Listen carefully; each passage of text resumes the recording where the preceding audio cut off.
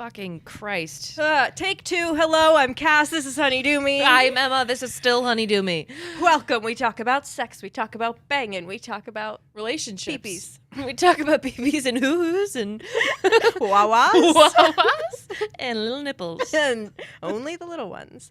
My husband has such tiny nipples. Really? Yes. I don't know if it's common. I guess I don't stare at a lot of people's nipples, but they are shockingly small for his chest. Shockingly small for his chest. I've never taken a gander. Controversial. I'll send you a picture. Thank you. Squid's eye in my phone. Yeah. Controversial opinion. I prefer bigger nipples on men. Yeah? Yeah, like the men I'm hooking up with. Huh. I don't know. I want something to like. Fine. If it's not a Roni, I'm not interested. It's not a Roni, it's not on my pony. If you're not getting salam all up on me, you can get on Baloney up barb. out of here. I want baloney barb in the bedroom, and that's the truth. It's the damn truth. I don't know. I think it's fun to like play around with nipples. So Like mini tortilla size? No, but I like don't mind an corn- areola. Okay. I like it. Do you think you have big areolas or small areolas? Have you ever measured? Not really. Sometimes me and my sister will stick They're our like hands. this big. I have lint on my hand. They're So you do know. a little bit bigger than a quarter, I guess. You jumped straight to that measurement, like you have it banked. I couldn't I can't tell you for sure. Yeah, sometimes I just stick my fingers down my shirt and then I just measure and pull it out. I don't remember. It's been a while. Okay. I think around here. Okay. Right around. Let's rewind that. Hooking up with people. That's what we're talking about. That's what we're today. talking about today. Mm-hmm. Have you ever casually hooked up with someone? I have Before or not. after marriage? I have not. It is something that terrifies me deep into my hyoni. My yoni bows.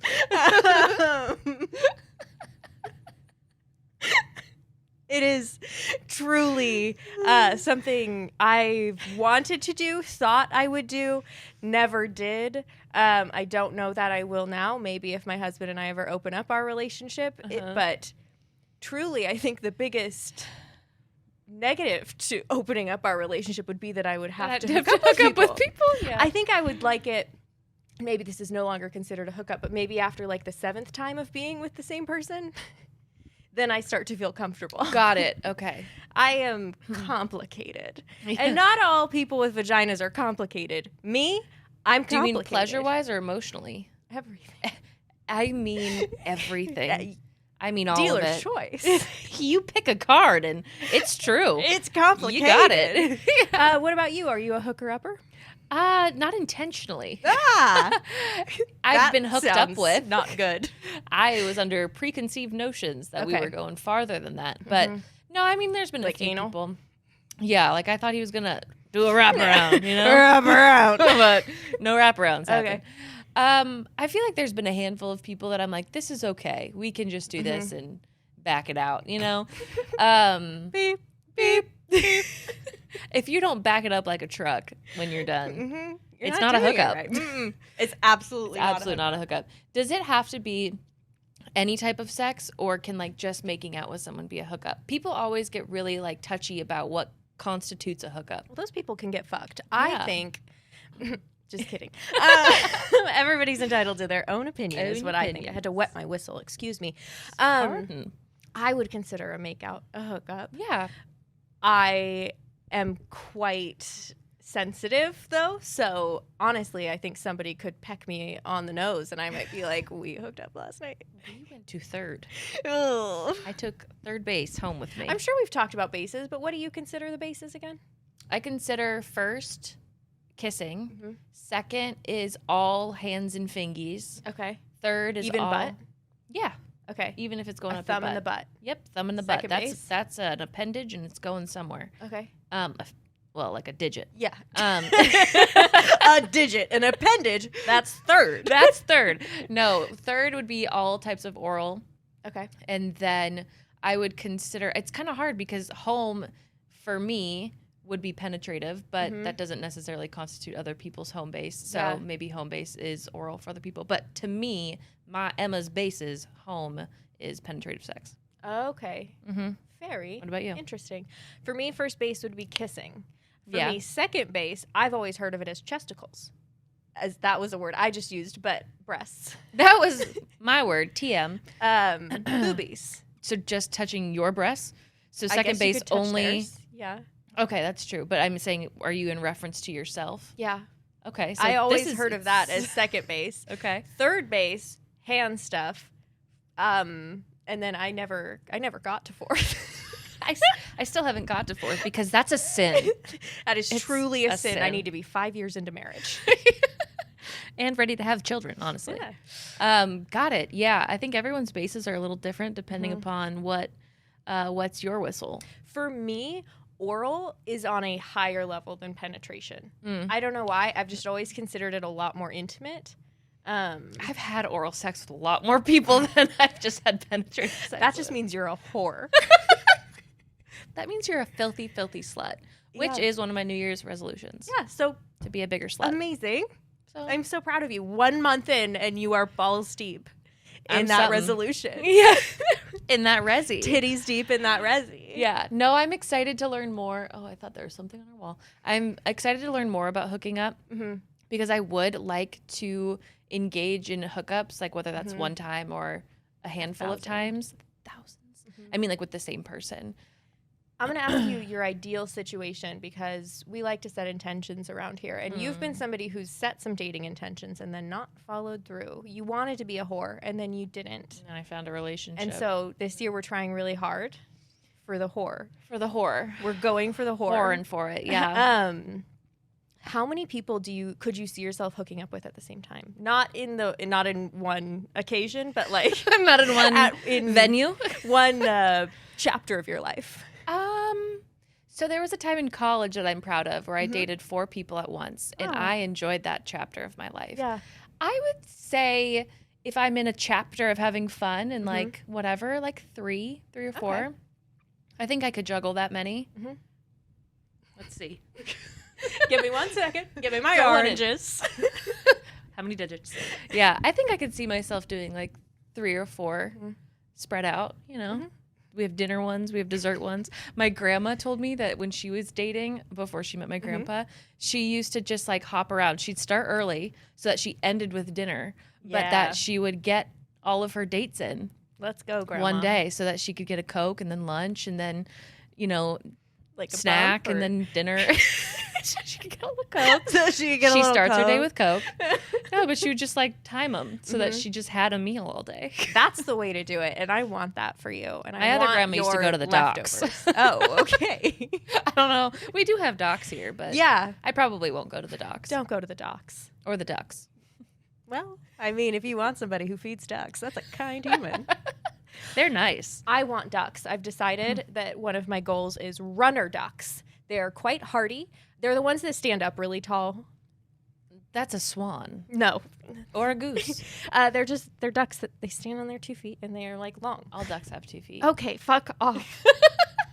It's about me right You'll now. just have to show me a picture. Okay, I'm getting runner ducks. Okay. Eventually, and they're quite hardy. They can last in the winter and the summer. Hardy and I ducks. like that about them. They eat slugs and bugs Ew. and weeds. Yeah, because I Slugs don't want and those bugs. things Yeah, that's true. in my aura. So yeah, just that was a little update on there. I always wanted one of the white ducks, and I was going to name it Pancake. Oh, Flap well around. now I'm gonna have a duck named Pancake. Like a little flapjack, you know? Yeah, like a little Yeah. padding. Anyways, yeah, we're talking about hookups today, but we are not the ones that are going to be advising you. Myisha Battle is because she recently wrote a book called "This Is Supposed to Be Fun: How to Find Excellent Joy." book. Yes, Clear that phlegm. how So to help you find God. joy in hooking up, settling down, and everything in between. If you're on our YouTube, I'm showing the cover Most right adorable now. cover as It well. is such a cute cover. Like you want this on your bookshelf. It is also an amazing book. It's an amazing And book. you want it on your bookshelf. And those are the 2 things I look for in a book. I also love that there's like kind of journal entry questions throughout each of the chapters because each chapter focuses on like a different part of your journey. And she Absolutely. gives you things to think about or write about. And I love that because I love a task. We love it. We love a little homework. Yeah. So here's Myisha here with the expert advice, Yeah. and we'll see you on the other side. Bye. Bye. Hi, my name is Myisha Battle. I am a certified sex and dating coach based in San Francisco. We're so happy to have you on. Thanks for having me. Absolutely. We have been reading your new book. This is supposed to be fun, and we love it. And so we are super excited to dive into hooking up today, was what we were hoping to focus on. Ooh, So reading your nice. book, we had a bunch of questions come up, obviously. The first one that I wanted to talk about was you talked about this idea of like asking yourself what kind of relationship you want to have with sex. And I thought that was so interesting because I've never really thought about that at all, even hosting a sex podcast and thinking I have all of these sex conversations. I've never thought of it in that way. So can you kind of explain what that means and then how to incorporate that? Sure. I mean, I think it just first is a question that acknowledges that sex functions differently for every single person. Some people use sex as a stress reliever. Some people can't even think about sex in a stressful situation. Some people use it as a way to move partnership forward. Some people believe that it's a deterrent to partnership. People have different relationships to self-pleasure. So yeah, it was really something that I saw in my client work that helped my clients drill down a little deeper into what it is they were actually wanting from their sexual experiences with themselves and with others. And it's not a question that we do tend to ask ourselves because we have a lot of external influences on what sex should be to us that might not feel like they're applicable, but leave us in this space of just feeling either shameful or, like, oh, I don't really want sex to be that way for me, but I don't know what else it can be. So it helps people to give like a little bit of space to dream and then to just focus in on ideally, what do you want? And that's a big focus of the book, as I'm sure you both know. Right. And then besides asking yourself, like, what does sex mean to me? Or how do I view sex? What are other questions that really get us thinking about our relationship with sex that kind of probe at the deeper way that we really view our own sex and sexuality? Yeah, early on in the book, I have a sexual values exploration, which I have found really, really helpful for my clients and myself, honestly. So sexual values are kind of words or qualities to sex that resonate for us that when they're present during our sexual experiences, they make sex really, really good. Are they requirements for all the sex you have? Maybe not, but they're basically these kind of consistent themes that we can start to orient ourselves around.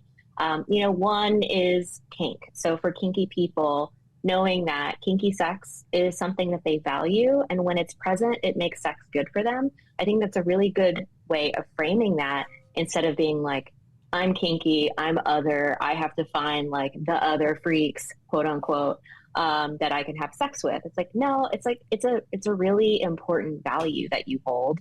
And you get to be in dialogue with other people to see if they also value a similar thing. But I have things in the values list like, attraction, some people really like need that physical attraction.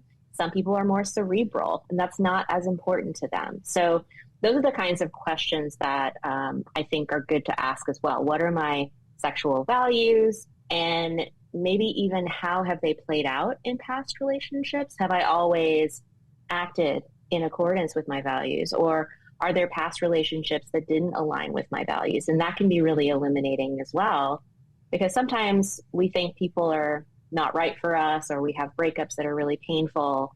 And then when we reflect further on it, it's like, well, like we weren't aligned on a lot of things, really. And sex might be just one of those things. I love the intentionality. I love it when we can like take something that we don't usually look at and just kind of burn it to the ground and be like, what do I want here instead? Because, when I've thought about sex going into relationships, I'm like, it's just sex. You know what I mean? Not in a like dismissive way, but in a way that's like, what else would it be? You have sex. You have sex. You just do have sex. But I've never thought about like, well, why do I want to have sex? And what do I want it to mean in the context of this relationship? And what do I want it to do?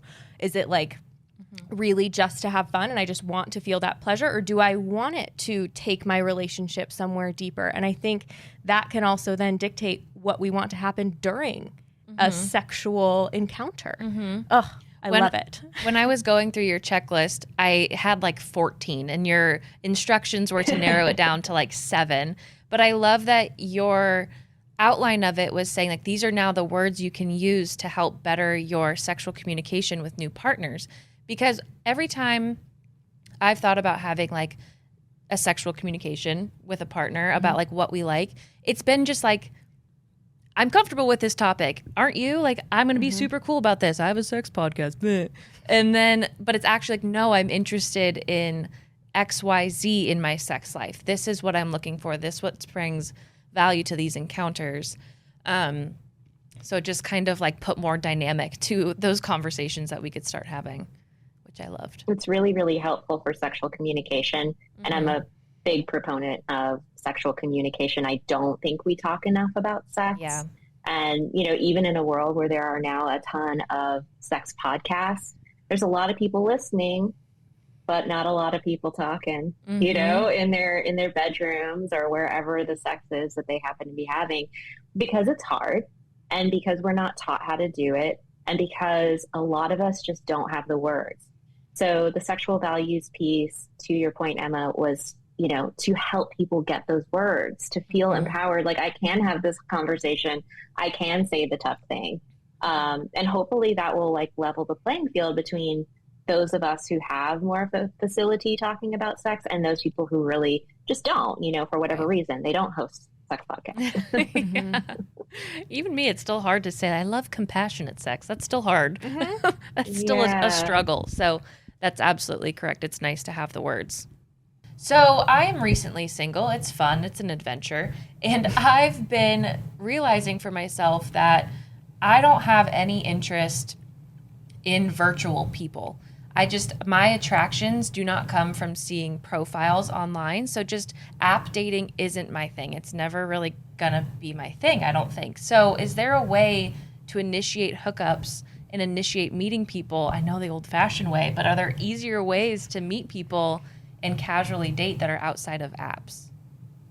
Yeah, I mean, I'm a big proponent of community also. And so I think one of the biggest disservices that the pandemic gave us, besides being a global atrocity, was that it disconnected us even farther than we already were. And I think some people are finding their way back to community in person, but I've had a lot of conversations recently with my clients about like, what's your community like? And like, does the community that you have support where you are in your dating life? So many single people have friends that are booed up and, you know, they're not thinking about you. Like, sorry, they love you, but like they're all doing their couple thing. And not a lot of people have really great and generous friends that are going to be like thinking about who to set you up with. It's great when we have those people, but a lot of the work has to come from you and like finding your people in real life scenarios. So, you know, the trick is, where do you do that? I work with clients who are sober. So like bars ain't out of the picture, you know, that's not a good fit for them. But, you know, even my clients who do drink, I think it's like, are you really going to find people that you connect with or, you know, are going to deliver, even if you're going out just for sex, is it going to be good sex? Is it going to be worth it sex, you know? So yeah, I think finding community, I've recommended to people like search, you know, meetups. Out here, there's an app called Bloom, which has events and communities that organize and orient around like more sexual experiences, or, you know, I think it's kind of geared towards like a conscious community. So there's a lot of different, you know, ways for you to meet different people that would be more in alignment with like, okay, people are maybe going to be on my level. Maybe there's not going to be a big emphasis on just like getting shit-faced for the night. The people might be able to like talk to me and like hold a conversation, and events that are geared towards like sexual exploration, like burlesque shows, or, you know, people who are sex positive, who want to orient themselves around sex positive experiences. So Meetup, Bloom, Eventbrite, searching for events, finding something that you can go to on a regular basis that taps you into a community. That's always really helpful. And then obviously like the virtual to IRL pathway that is like Facebook groups and like Instagram, events that have their own pages, that can be really helpful too. And thinking about what thrills you, like what activities do you want to participate in, regardless of whether or not you meet someone there, right?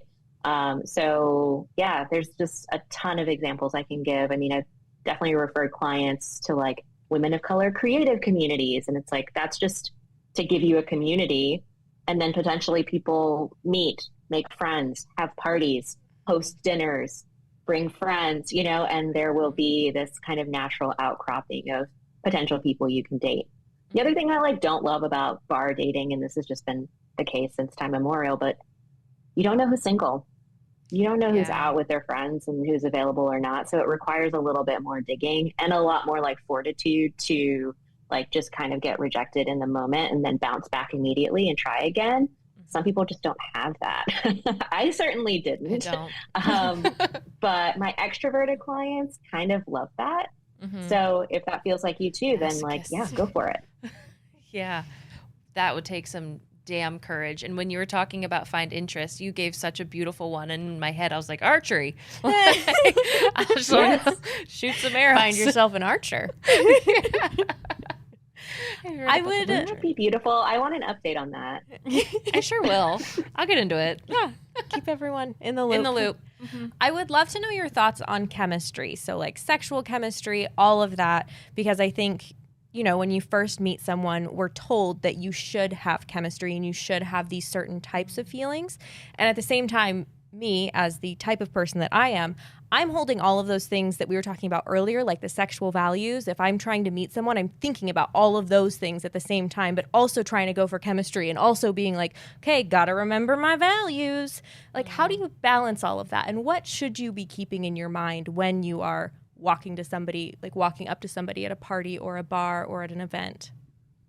Yeah. I mean, thinking about sexual values, one of the things that I think is really handy is you can kind of slide some of them into your profile so that you're attracting people that do resonate with, compassion and open-mindedness and authenticity. And that's a really good way to sort of have people find you who are interested in those types of things, generally speaking. And once you kind of use that as your net, I mean, it's harder to suss those things out in person if you're just kind of out for the night. But I do think it's okay to pepper conversation with words like that to see, what they think. Because you might say something like, oh my gosh, I've been doing a lot of reading about authenticity and don't you think going out to bars, it's you kind of have to play these games, blah, blah, blah.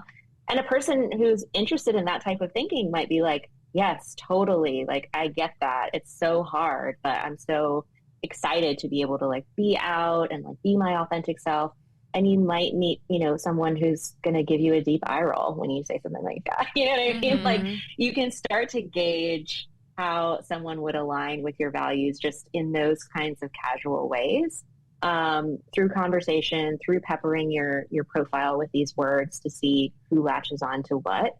And then, this idea of chemistry, I'm such a feeler, I have this background in being a musician and I just feel, and this has kind of been this theme today, I've had a couple conversations about doing events and stuff, I'm very present, and I'm taking everything in, maybe almost too much. I've worked on that, but how a person looks to you, of course, is key. How they smell, what they're saying, how engaging they are, and how your body is naturally responding to what they're putting out in the world, I think is so valuable. And, our bodies do lead us astray sometimes, but that's still information. It's why was I attracted to that guy or girl? Why did I go down that road? And it's well, then that's a moment for you to do some interrogation and learn about yourself, But sometimes people are just a joy, to our senses. And that's what I think of as more chemistry. You know, the conversation flows. They're not looking at you like you're a weirdo, you know, like you feel seen, you feel heard, you feel like you see them and you hear them. That to me is chemistry. It's sometimes it's an internal like fluttering of the stomach kind of thing. I think sometimes that comes later though, you know, in the like anticipation of seeing somebody who you already know you have some interest in. That was my next question of whether like, what if they're kind of hitting all of your values, but you're not necessarily feeling a spark, or if you're feeling that sort of chemistry spark, but you don't think they're necessarily hitting all of your values, can either of those things come later? Is that like, if they're not hitting your values, should you avoid at all costs, or how do you navigate that? Yeah. I mean, it's so much pressure to put on yourself to figure it out on the first date, you know, because there's so much happening and most of us are stressed. Most of us are anxious. We're not really our best selves. We're thinking about how much we're sweating. We're thinking about our breath. We're thinking about what we're going to order so we don't like spill all over ourselves. Like there's just a lot. And when there's a lull in the conversation, it just kind of like heightens all of that. And you might have second guess, is this person like getting me? So I encourage people to like go through all of that, take it all in, be as present as you can, and then do the processing after.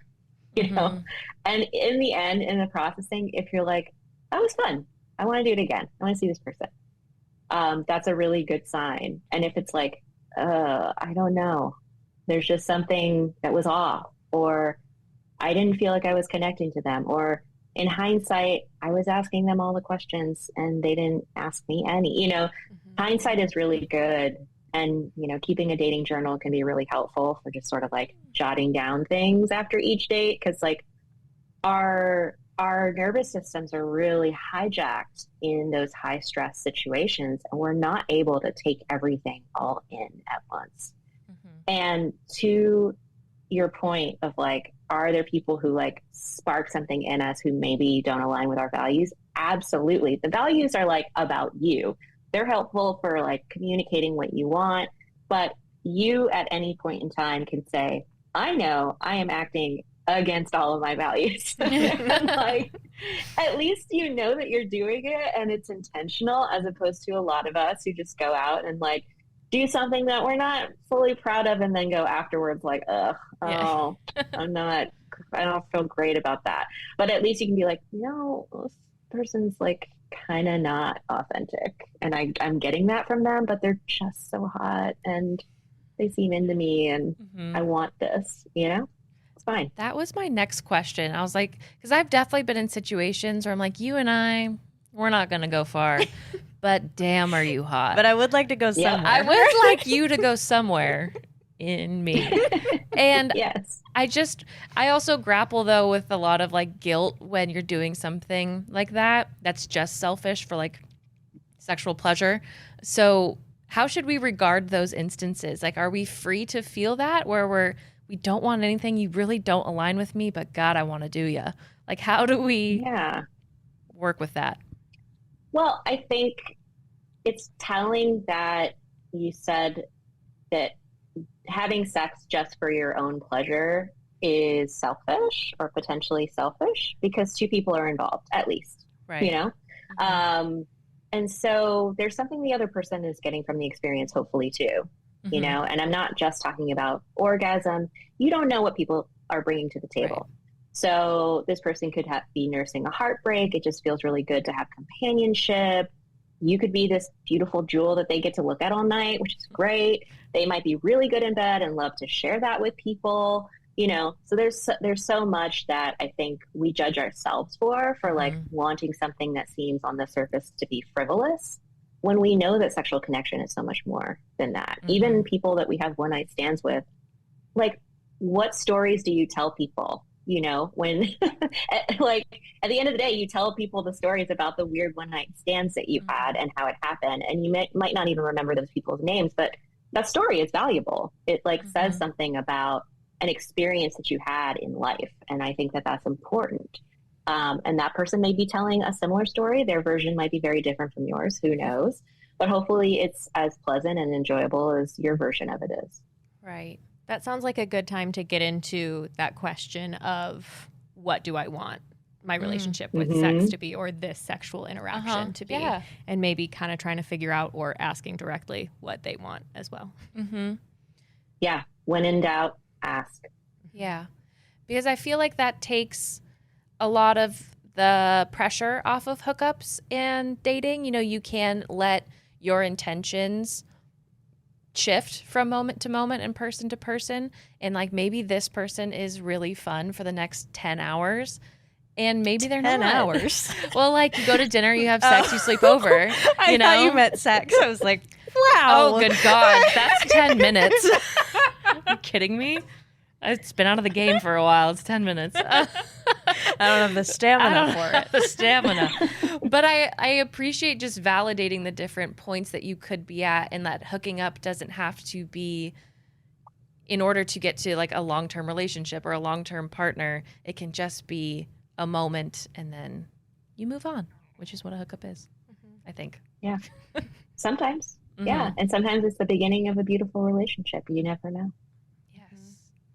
We want to now make hookups, I know we've touched on it, but making them as enjoyable as possible. So humans are awkward sometimes. These two are right here. Indefinitely. Yeah. And so if you know that you're somewhat of an awkward social person, but that you're comfortable where you're at and you want to keep going, how do you help like mitigate the awkwardness inside yourself to like enjoy this encounter? Yes. In the book, I talk about how it's really important and it can be really helpful to have a kind of dating mantra to help yourself get centered before dates. Because yes, it's awkward for everyone, but we all deal with our awkwardness differently. So, you know, some people just, you can see it on them, the anxiety, and, you know, so sometimes having something that's very grounding can help to ease the nerves. And I offer things like, I'm here for fun. I'm here for connection. I'm here to have a good time. You know, whatever it is that's really motivating you to engage in this wild world of dating, that can be really helpful as a reminder to yourself in those moments of panic, or where you drop your silverware on the floor at the restaurant and everybody turns and looks at you. You know, those things do happen. And then you're like, and I'm here for fun and I'm going to laugh at myself, right? It's just, it's fine. Nothing is fucked here, you know? But it's good to have a practice of almost like self-coaching throughout the process of dating, because there's so many things that can, you know, come up that we almost need to like learn how to self-soothe through so that we can get to the fun bits, you know, especially with first dates. It's a wonder that anybody ever like has a second date sometimes. It truly is. Yeah. I mean, we could swap stories, I'm sure. I love a mantra so much better than just saying like, you're okay, you know, on the inside of your head. Because when you're telling those feelings that come up, like, no, you're okay. It's like you're gaslighting your own feelings. But if you're just saying like, yeah, I know that was awkward, but you're here to have fun. It's validating while still moving past. And I like that a lot. I think it's super easy. Oh, sorry. You go ahead. I was going to say, it's also really helpful to just acknowledge that, like, you know, I have clients who really do struggle with anxiety. And so first dates are a nightmare in so many ways for them. And you're very right that like negating those feelings actually can make it much worse.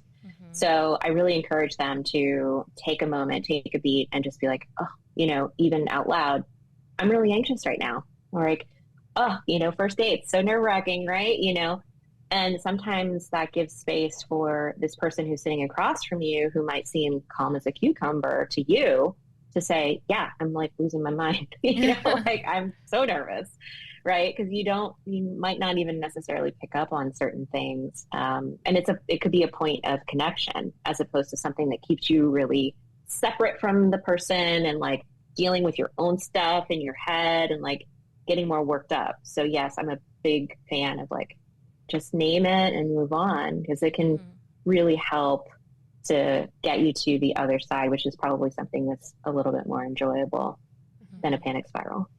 Yeah. I think it's just really easy to forget why you're even doing things. And Yeah. that's why I love the title of your book, because it's like, this is supposed to be fun. That's why I'm doing it. And I think I forget that in most aspects of my life. It's like, oh, this is supposed to make me happy. Like, I'm supposed to enjoy this. And if I'm not, then maybe we should reevaluate. I should change my perspective. Like, all of those kind of things. Like, it's supposed to be fun. Yes, absolutely. It is a good reminder. That in itself is a mantra. This is supposed to be fun. Supposed to be having fun. Agree. So before we start in the hookup with someone, are there things that we should be doing before we're actually naked? Like, what is too soon to be talking about your sexual interests and your values? Because I also don't want to feel slimy on a date and being like, oh, this is really good coffee. So what are you into sexually? So will you stick a finger up my like, ass? I like things up my butt, you know? Because also that is coming on, I think, a little too strong sometimes. A little thick. So Depends. how do you, exactly, depends. You vet it out. But how do you bring up things that will make a hookup enjoyable without it being too early? Yes. We have a little visitor. Her name is Charlie. So Oh my gosh. Charlie Hello. is perfect. she decided to Beautiful. join. Yeah, the things that I think, well, first of all, I think that you can bring up sex whenever you want to, personally. And it can start as early as when you match with someone in an app. You start talking, flirting, and one thing can lead to another, and you can start talking about those preferences of, you know, oh, I really like it, you know, when ... And gauge what their response is. If they're like, oh, yeah, I'm sure you would be into that, you know, great, proceed. And you can have a follow-up conversation if you meet in person and the chemistry is feeling good and you feel like you do want to move that into sexual territory. Great. Then you can pick up and say, remember that thing that I talked about? Let's do it. But yeah, I mean, if I had my way, people would be having coffee and talking about, you know, thumbs up butts. Like, I think it would be great, you know, thumb versus finger or both. Like, those kinds of conversations would be really helpful to find out if people are a good match and to, you know, gauge whether or not the time that you're wanting to spend together is going to be good. Cat hair. Oh my gosh. We have this fur rug. It feels like cat hair, like long cat hair. And it gets everywhere. Yep, it's all over our mics. Yeah. We get animated and then we just like throw fluffs around. Yeah. So we're right there with you. Well, I finally got it. But yeah, I definitely am someone who believes like we should be talking more about sex. We should be normalizing that conversation as it pertains to things that we like, things that we don't like. I think that we have this culture of silence around sex and a perspective that, you know, it's not supposed to be talked about. Like, if it's just good, it's good. And if it's bad, it's bad. But like, God forbid anybody talk about whether it's really good or really bad. So I think one of the ways that we can transform the dating landscape is to use our words and to talk more about the things that interest us, even if we haven't tried them yet. I think that's really fun too, to be able to express to someone, like, I don't have that much experience in this area. Do you? Great. Like, can you show me? Can we, you know, explore that together? And that would be really, really helpful for allowing people to expand their sexual repertoire, as it were. But yeah, talking early and often about likes and dislikes is really like culture shifting stuff. And I encourage it. Right.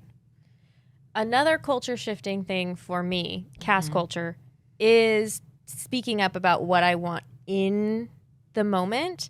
And that's really hard for me to do in the context of a long-term relationship, let alone like the first time I'm hooking up with someone. Do you have any tips for finding that courage and also maybe ways to say it that don't feel so scary? Or I don't know, like now with my husband, I'll just say it kind of mean if I want to. Like, I'm not really worried about it. I don't really care how it comes off because he knows my intention. But it's like a new person might not know my intention and it might come off. I don't know. What are your tips on that? Yeah. With new people, it's almost like, how else are they going to know, right? If you don't say anything, because it's like two completely new bodies. So in a way, you're doing them a favor by helping them to give you pleasure. That's a really good perspective shift to be like, oh, I'm not being a bother. I'm helping them to please me. And in the end, we should both be here for that mutual pleasure. And if there's something that they would like from me, I would like them to voice that. I mean, the caveat being that there may be things that the person doesn't want to do, and there may be things that you don't want to do. But having that dialogue is really important. And, you know, again, I think it's really a gift you give to people to get to know you on that level. Like, this is what I like, and this is how I like it done. You know, this is my body, this is my terrain, and I know it well enough to tell you that you're doing it wrong.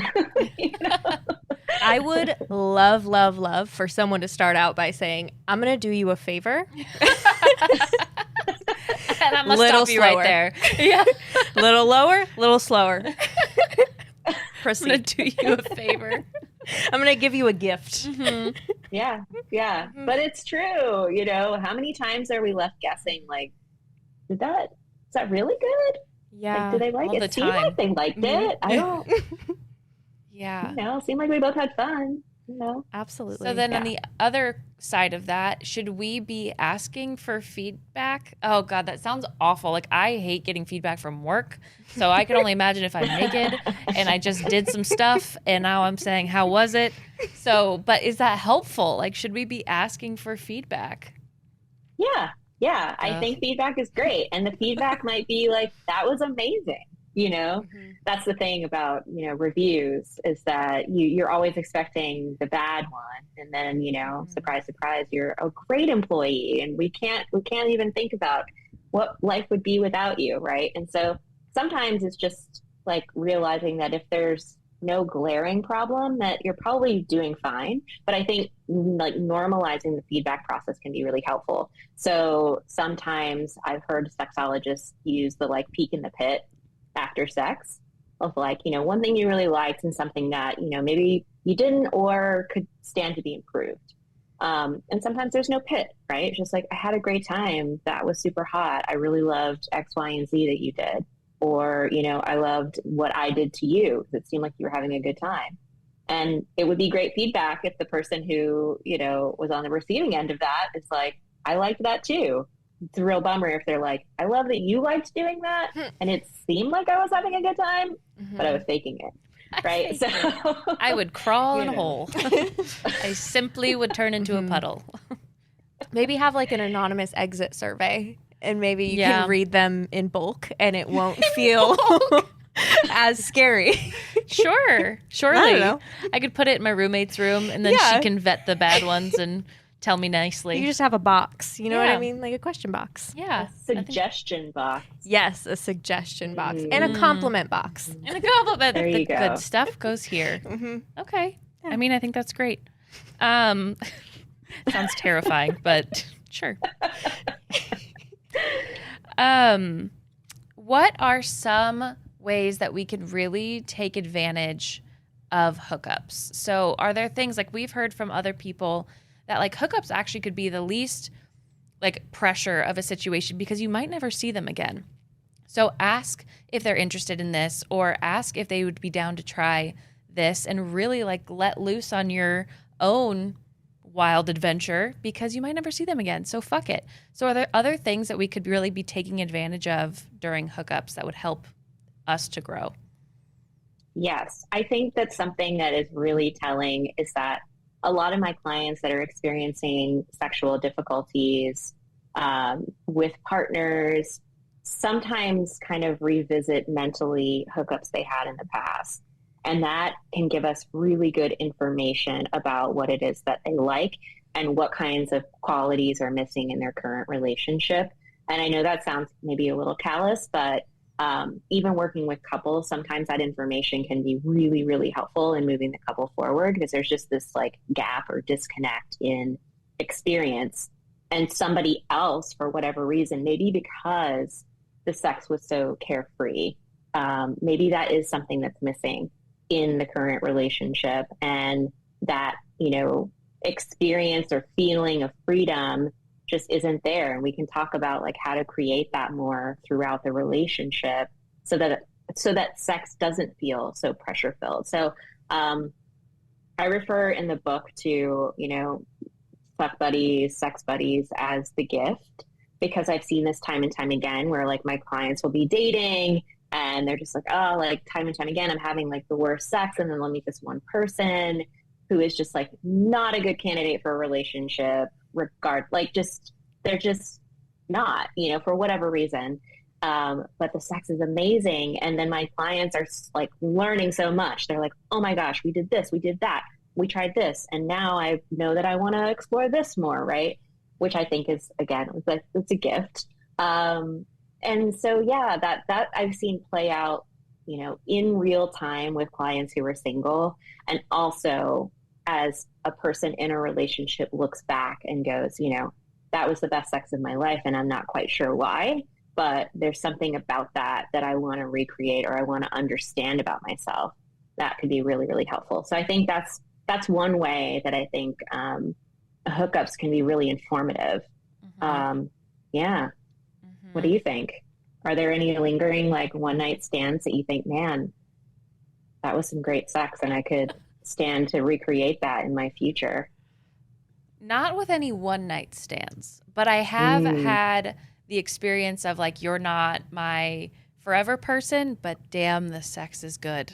Or we tried a lot of stuff and that was cool. And now I have bed restraints that just stay there because we did that and it's awesome. And that's going to be a part of my existence in this world.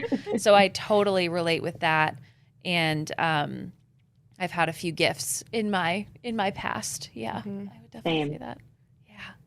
And it's just, it's nice, especially when you can part like amicably. Thank you.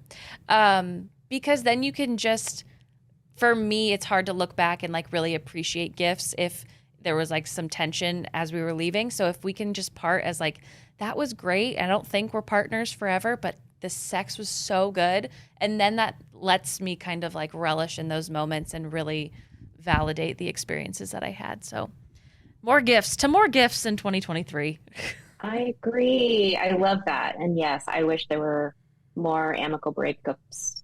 Again, stuttering my words. Amicable breakups. I wish there were more amicable breakups in all of our futures too. Well, I don't wish breakups on anybody, but if they have to exist, they should be amicable. Let them be peaceful. Is there a certain point in a hookup, or like when you're hooking up with someone, that you should maybe consider ending it if you're not wanting to get into a relationship with them? Can you just hook up with someone forever if that's what you are both consenting to do? Or at a certain point, does it turn into some version of a relationship? I mean, I think that hooking up is a relationship.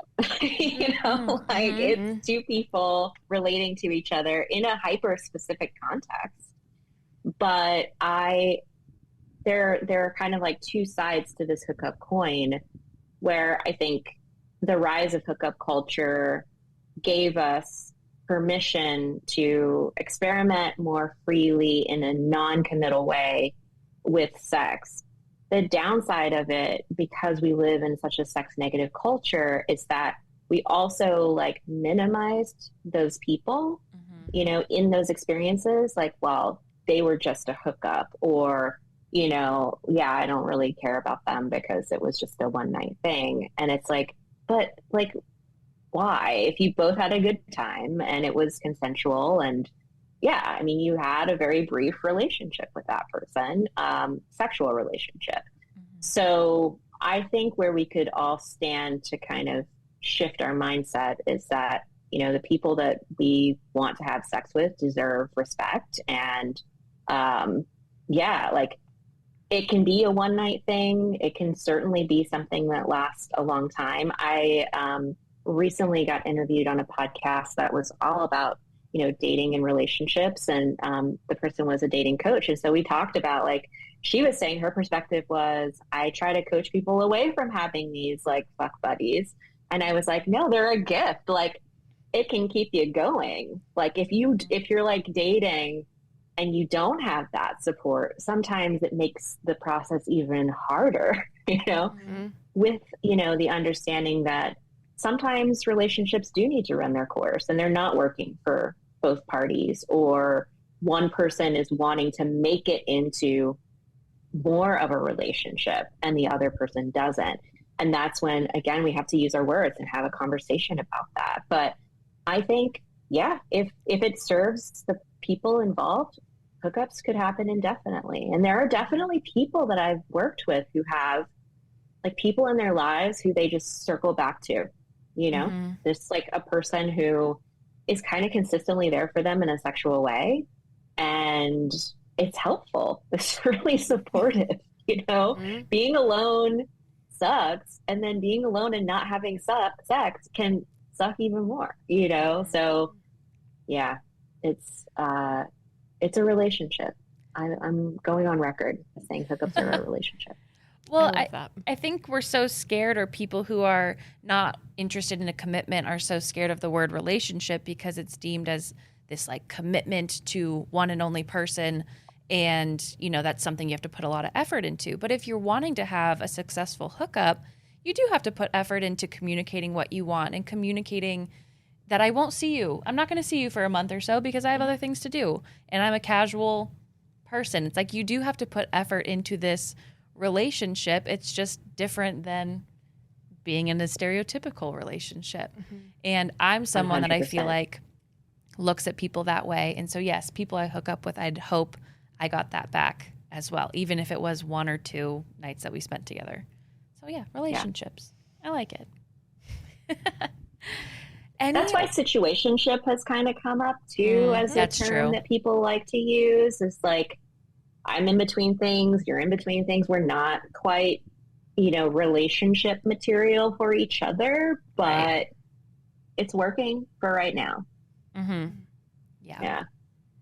Are there any other final tips or words of advice that you have for people who are wanting to get on the hookup scene? Hook 'em. Try it. You'll like it. No, I will say that it isn't for everybody. I have had clients that, have dipped a toe and it's just not been for them. And I think that's fine too. I think sometimes we think of dating and hooking up as synonymous, and they're not. You can date people and not hook up, I think that you can make that very clear in your profile. A lot of profiles say no hookups. And so there's actually an exercise in the book with pros and cons to hooking up or being in a long-term relationship, because for each person, those pros and cons are going to be different. And we all can do the work to figure out, what's right for us moment to moment, and then try to communicate as best we can what we're looking for in our profile so that we can attract what we want and hopefully align with people who are looking for a similar thing. Because that's when the most fun happens. So yeah, that's my advice. It's like, don't feel pressure because your friends are doing it if it's not something you really and truly want to do. But also, if you're curious, but you feel maybe a little guilt or some shame popping up around this idea, do a pros and cons list for yourself and see if there's a way that you can give yourself a little bit of permission to experiment if you feel like there's enough pros in your pros column. Fucking love a pro and cons list. It's amazing. Where can our listeners connect with you after this episode? Yes, I would love for people to find me on social. I'm on Instagram and Twitter at Myisha Battle. And then everything else is on my website, myishabattle.com, and that's going to link you to my book, my blog. I have an e-zine, which I'm really proud of, which is like a monthly sex magazine that I've been kind of pitching as like, it's like Delia's, but instead of describing crop tops, it's like, what's an orgasm? I love it. Oh, amazing. See what I mean? You get it? Now we've all hooked up because we've hung out spiritually here and hooked up. Like spiritual hookups. I wonder if like some people think about that. I don't think I would. I don't Oh. You'd have to suck on something for me to consider it a hookup. But If you're not sucking on one part of my body, we have not hooked up. we have not touched, talked, or whatever. Anyways. Thank you, Myisha, for being on the podcast today. You are delightful and a rainbow angel, just like your cover. And thank you to our listeners for hanging out. And if you want to thank us, you can share this episode with someone that you think could benefit from it, someone that you want to hook up with, someone you think needs to settle down, someone Or is anything anywhere in between. Good one. You can also go on over to Apple Podcasts to rate, review, and subscribe. You can also rate us on Spotify if you're going to leave us a written review. A hook. Yeah, leave a hook, because this is a hookup. I saw one of you left a review and left the peanuts, so thank you. Thank you. You said LOL. I love that you guys are listening to these. So thank you kindly, and we will see you next week. Bye. Bye.